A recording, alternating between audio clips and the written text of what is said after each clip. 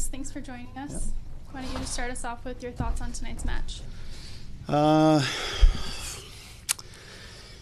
Frustrating, because I thought in the second half we did enough to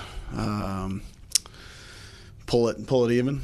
Unfortunately, we had the penalty kick. It happens. When you're pushing to win or tie a game like that, you have moments where some of those mistakes happen, or unfortunate things happen. But we pushed, and I think we came out in the second half. We identified some things at halftime, and we looked really good in the second half. All right, we'll open it up to questions. Coach, nice to meet you, Ryan. This match seemed like it had stretches where there was some quality play, but obviously there was a lot of the stuff that you might have seen against Houston as well. I'm wondering, what you take away from a match like that where things are so up and down. Yeah, I think you take the positives, right? We have a game on Wednesday, an important match, right? So we talked. The message in the locker room was that the second half there was a lot of positives, and we were able to identify in the first half what we needed to fix. And I think that was important. I think you saw a team hungry in the second half to get the goal. We went down 2 again. We got the goal, went down 2 with the penalty. They fought back, and I think everybody in the building was thinking that we were going to get the third, and that's pretty exciting. And there were stretches for individual guys that, body language might not have been where you want it as a coach, or, there were just mental mistakes out there that have lingered for maybe a few weeks, but obviously, in a match like this, they could be a difference. What was your evaluation of that, particularly the play with Evander and some of the giveaways that he had in this match?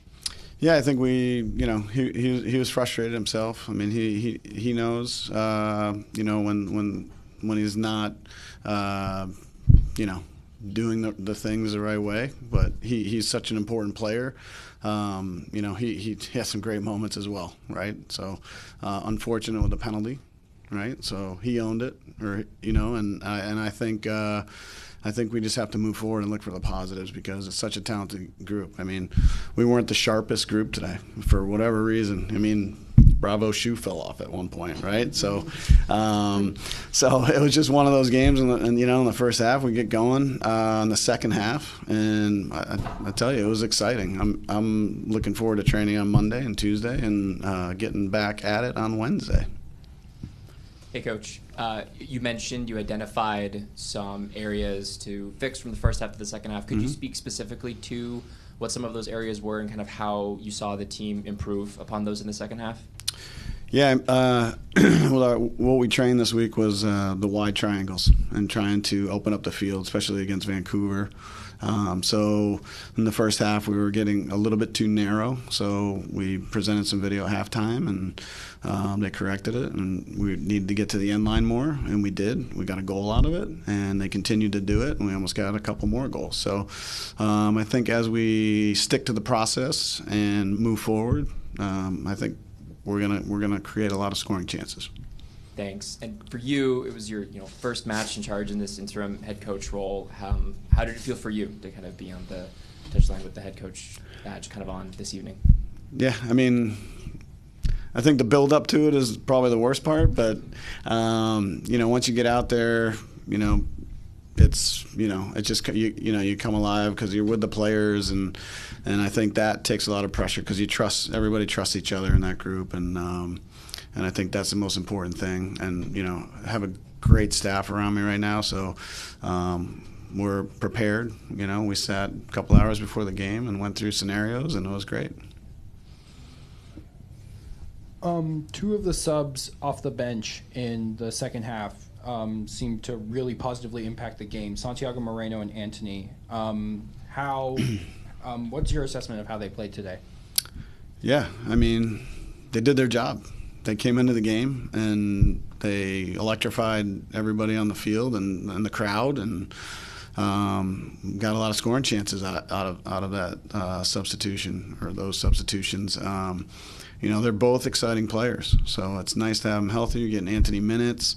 We're going to have a lot of, good attacking options moving forward, and that's really exciting.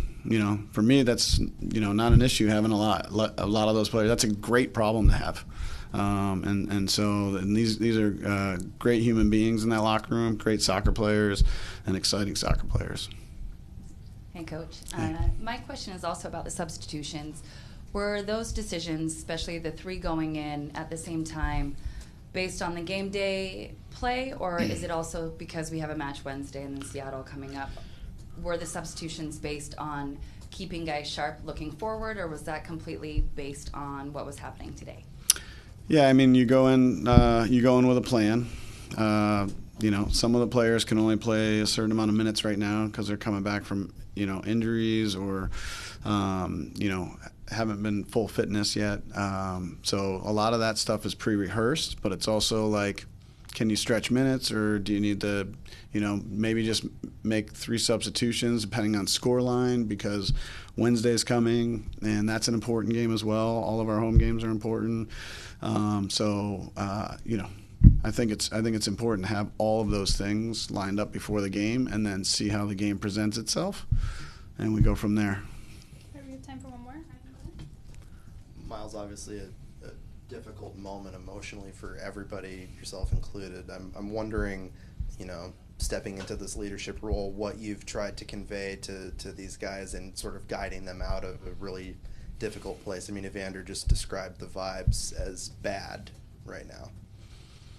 Yeah, I think anytime, you go through, last season we struggled, we didn't make the playoffs, and then we come into this season, right? And what happened. So it's been a long week, but that's behind us now. We can't use that as an excuse anymore. We all dealt with those emotions and embraced them, and now we just need to, we have 9 more games.